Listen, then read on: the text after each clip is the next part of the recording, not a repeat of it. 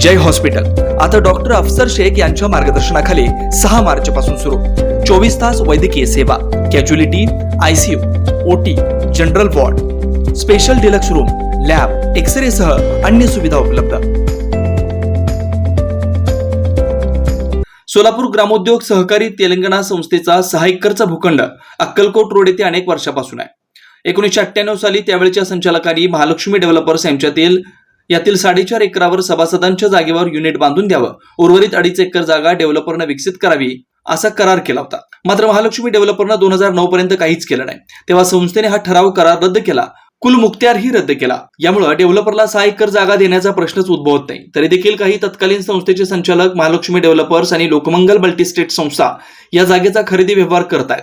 संस्थेच्या सभासदांनी याला विरोध दर्शवत उपनिबंधक सहकारी संस्था यांच्याकडे लेखी पत्र देऊन अशा व्यवहारास विरोध दर्शवलाय।